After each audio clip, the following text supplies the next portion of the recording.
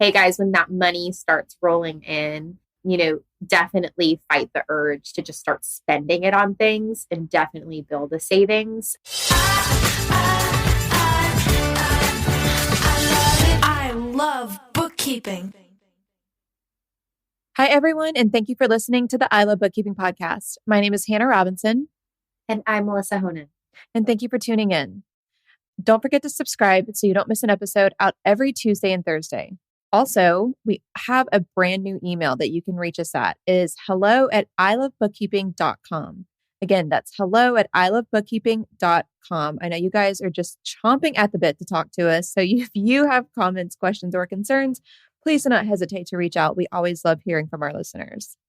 Today, we're going to be diving into our BKX series, and we're going to be expanding on some of the topics that were discussed at BKX. And today, we're actually going to be starting with the first speech, which was by Ben, and it was called The Fascinating Future. And it was kind of the overarching theme of BKX this year was the fascinating future and how to make the most of the future, especially in this uncertain world that we live in. This definitely set the tone for the entire conference, I feel like, Melissa. I feel like it started like kind of doomsday, but like on a positive note. Does that make sense? Like he was very positive that, there was going to be a recession. Well, and I think, I feel like it started off with not so much like doom and gloom. I feel like it reassured the audience that, yes, we're going to see another recession. And hey, we are still in a global pandemic. And there could always be another one. Or inflation could get worse. It could get better. There's so much uncertainty in the world at all times now. I feel like it's just kind of the new norm to have this crazy level of uncertainty. And it was a great starting point for the conference to kick off some reassurance of how to stay afloat in this world of uncertainty. Because I feel like no matter what it is, there's always going to be something. And I think we've learned that, especially in the last 2 years with this pandemic. It's like the economy and the state of the world has just been a complete roller coaster. And I know it's just been crazy to watch from afar. And I feel like I guess it could be the new norm. I don't really know. I'm not a fortune teller. I can't look into my crystal ball and tell you what the future entails. But I felt like that was such a great way to kick off the conference. Was to kind of let people know that it is possible to thrive in a world of uncertainty. I definitely agree with that. And I feel like talking about it in general is important because I feel like a lot of people stray away from that. So that's why it was like kind of doomsday, but like with like a positive side, right? Like because a lot of people shy away from those topics, especially at an event because like, oh, well, then maybe people don't want to buy my products if they think there's going to be a recession. But that's not how Ben operates. He really does want people to be okay. And I think in this industry for sure will be, I think the importance and, I think why a lot of us did so well during COVID is just staying consistent and staying the course and continuing to provide your services and be consistent in marketing and moving forward. We didn't shy away, I think, during COVID, and it really paid off for us. So I think it's just sticking to your goals and, focusing on your long-term plans, because even if there is a recession, which I definitely see it coming, even if there's, continuing just like rising inflation, now we've got monkeypox. I know. What the hell? What I'm just doing is literally just continuing to put one step in front of the other, because again, as somebody with anxiety, you guys know I talk about this all the time. That's all I can do. All I can do is focus on what I can do. And I think in the past, that's really paid off for us to just focus internally on what we can control, so that we can thrive even when it seems like everything else is chaotic. Yeah. And I feel like Ben has this great way of adapt and overcome is kind of something that he's always lived by. And especially with bookkeepers.com and bookkeeper launch, I feel like we've done so much of that. And I think for those of you who are listening who maybe have some fear about the future, it's something that I think you can really look to bend to is the phrase adapt and overcome. Because I feel like we as a company have done so much of that just with the state of the world. I mean, we started this in 2015? Look how much things have changed since 2015. Like it's a completely different world that we live in. And we've managed to kind of not really work our way around, I should say, but evolve to fit the state of the world. So I guess my question for you, Melissa, is what are some things that you have overcome with just the state of the world and the way that things are constantly changing? How do you manage with your business? Because I feel like you're really good at that too. Oh man. I think like I had said earlier, which is just like really focusing on our long-term goals. Like we will adapt, of course, like if we're in the middle of a plan and something changes. But for the most part, we do still keep putting one foot in front of the other. So I think the difference would be like if, obviously we're pretty conservative when it comes to spending money anyway. But, if we see a recession coming or if we're concerned about a potential like loss of clients or things like that, we'll definitely reevaluate our expenses. Definitely try to cut costs where we can. But we are very concerned. We were prior to COVID as well, but then through COVID, one of our like long-term plans, my goal was to have 6 months of payroll saved up so that if something like COVID came up again, that we could pay our employees for, up to 6 months at 100%, even if we lost the clients and we couldn't, handle it through our monthly recurring revenue. So I have not reached that full goal just because our team has grown since then. So my payroll is a lot more expensive. But we do have a significant amount of savings for several different things. So I would say like my biggest advice for people is like, and this is every business owner, right, that I talk to. And I know that in the accounting world, I feel like we're more conservative than like say for painters, because like painters start making money and they're like buying trucks and paint sprayers and wrapping things and their logos and stuff. And I'm like, hey guys, when that money starts rolling in, definitely fight the urge to just start spending it on things and definitely build a savings so that if something happens, you lose your biggest client, you need to hire somebody because you're growing, you've got that money set aside. So for us, it's just been consistency and just being conservative in how we spend money. So that way, we always have that savings just in case. How has the painting industry, from your perspective, changed just as long as you've been working with painters? Like how did like COVID and all this inflation affect the painting industry that you've witnessed? We were panicking for a little bit because like, when COVID first hit, that's when obviously the shutdown, but the shutdown lasted a lot longer for a lot of like trades clients in different areas where they couldn't go into people's homes. And even if they could, people didn't want them to, right? Right. Yeah. So I was panicking. I thought we were going to lose a lot of clients, but that was like the thing is that, well, first of all, we had lots of clients reaching out to us because it was March. So that's already kind of like, it's getting towards the end of their slow season, but it's still kind of their slow season. And we had a lot of clients thank us for helping them be in a better financial situation, where we typically try to prepare our clients for slow season to build up a savings so that they can pay their painters during the winter when there's not as much business. And so we had a lot of clients reach out to us and be like, hey, we can withstand this right now because you guys helped us see that we need to have that savings, right? Like exactly what I do for my business, we tell our clients to do for theirs. And the ones that listened to us were in a really good place. And then they all had their finances up to date. And so when all of those like EIDL and the PPP started rolling out, we were literally able to get every single person applied and approved in like no time.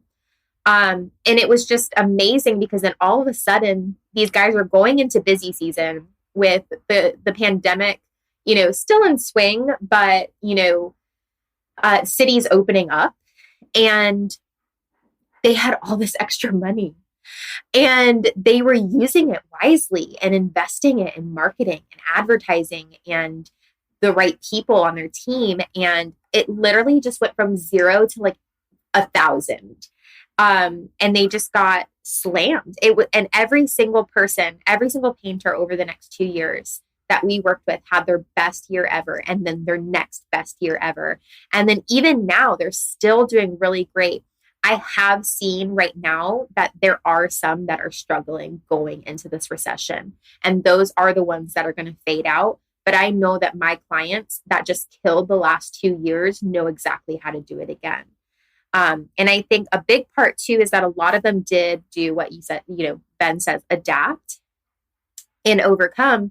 They started offering cleaning services. They started offering sanitation services, pressure washing, power washing, soft washing, anything they could to diversify and make themselves more valuable. Started, targeting commercial jobs, even if they were residential only, because, hey, guess what? All of the colleges and all the schools and all of these corporate buildings are closed. You know what would be the perfect time to start painting or power washing or cleaning those buildings? When there's no one there, because everybody is stuck at home. And so it was just amazing. Like, that's literally just the beginning. And so it was really, really powerful to see. And it was really great to be a part of, to help. And then we blew up because you had all these painting businesses that blew up, and all of a sudden they couldn't handle doing their own bookkeeping. And so it was a really, I feel terrible saying it was like a fantastic time for our business and their businesses, but it was like definitely, I think, like a rainbow after, a storm. We were all going through such terrible things, I think, personally, and watching the world around us, that at least there was something positive coming from it. And that was really, I think that was really validating and rewarding. But like I said, right now, I see a lot of people are struggling right now going into the end of the year and in the painting industry. And if they can't adapt and overcome, if they can't get through this, they're not going to make it through the recession. But I know so many painters that they're prepared and they're ready to do this again. Today's show is brought to you by Keeper, the one app to run your bookkeeping business. Keeper helps you get faster client responses with your own custom branded QuickBooks integrated client portal. Finally, you can say goodbye to those pesky spreadsheets full of uncategorized transactions. Keeper also helps you catch those embarrassing coding errors before your clients do. And with Keeper, you can generate beautiful custom reports that your clients will absolutely love to read. To find out more, go to keeper.app. That's keeper.app. Mention I Love Bookkeeping to get 20% off your first 3 months. Again, go to keeper.app to find out more. Thank you for listening. So I think one of the main things I just heard you, that I feel like one of the biggest themes that I just got from that is that they really thought outside the box and expanded their services. And I think that is it right there. Like, for anybody listening, I think if you take anything away from this episode, it is to expand your services and think outside the box, because that is what will save you when the world is in flames. And that's so incredible that you were able to benefit during such a weird time in the world. And you just said that you guys blew up. Can you elaborate on that a little bit more? Man, we've been, since I took over in 2018, we doubled the business every year. Wow. And so that's a lot. It was a lot. And I think going into COVID, obviously, I think it amplified it. So we doubled the business, and then we doubled the business again. This year we won't. We definitely took a step back to reassess. Like everybody kind of knows from other, we did going into COVID, expanded into other trades. Last year, we decided to pull back from other trades. We were going to close down our bookkeeping for trades division. I actually was in negotiations to sell bookkeeping for trades. Yeah. And we got an offer, and it was a great offer. And I don't know if, the potential buyer listens to this podcast. I don't know. But something didn't feel right. I got that weird spidey sense, that I get sometimes. And, we had some personal changes happen, with our family. And, I told Daniel, I was like, actually, I can't do this. And so, we reevaluated again and we decided to keep bookkeeping for trades. And, we're not going to put any active marketing dollars in it, but we are still accepting other trades clients. And I just told him, going into the recession, I don't want to turn away anybody that needs help just because we want to focus on painters. And I was like, I want to find a way that we can help everybody, because if you think back to the reason why we started this business, it was because his father had a painting business and struggled with finances the entire time.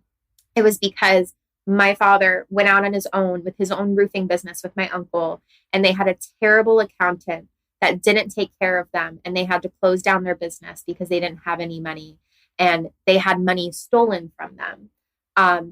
And all of these terrible things, just to the trades in our families, where it's just like, well, I want to make sure that doesn't happen to somebody else's dad. And so we decided that we would continue in, and it just kind of, it kept going from there. And so like literally 50% of my consultations are painters, 50% of them are roofers. I just closed a roofing client today, and it will make things a little bit more complicated, because I think everybody has heard me talk about, like, it wasn't a great idea, right? I think it wasn't working because we weren't really focusing on our ideal client. We were just trying to help everybody. We really focused the last 8 months on crafting our ideal client for each niche, and making sure that they're good people that are going to follow our processes, pricing correctly, but also putting the right people in the right positions to be able to create processes for the different software and managing expectations. So essentially what I'm saying is that we're trying again to have bookkeeping for painters and bookkeeping for trades. And we'll see how it goes. And the idea is that we'll probably rebrand bookkeeping for trades at some point into, bookkeeping for roofers, maybe bookkeeping for, we have other trades as well.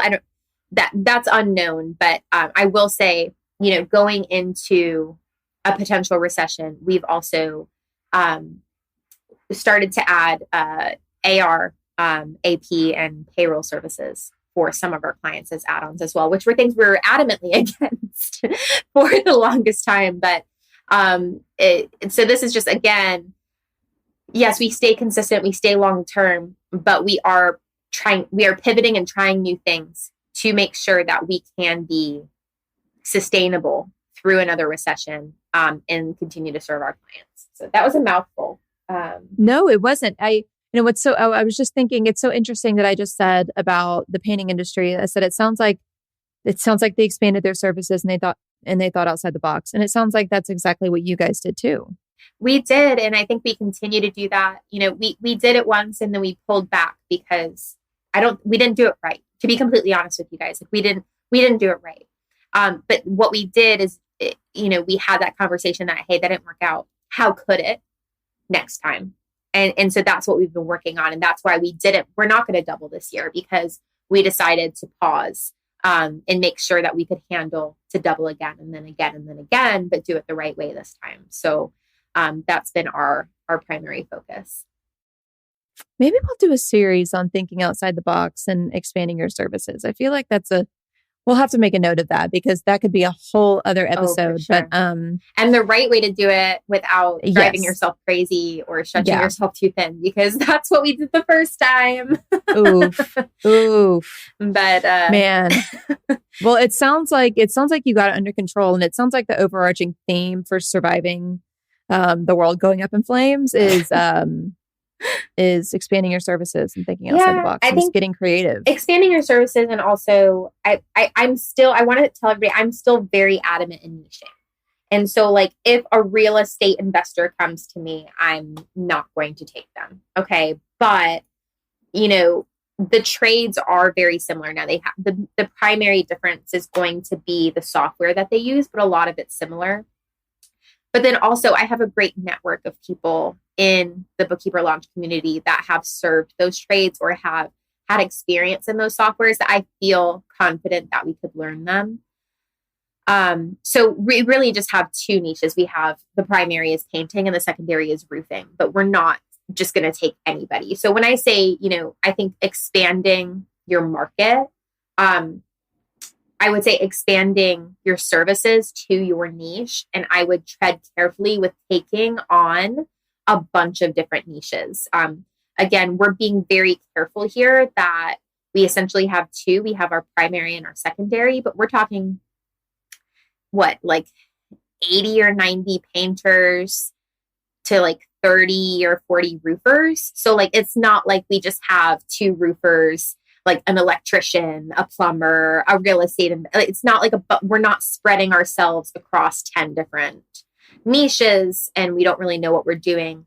We really do have a large group of both niches. So I would just tread carefully with anybody, that's listening to this is like, oh, you know what? I do this. So I'm actually, Melissa just gave me permission to go and do this too.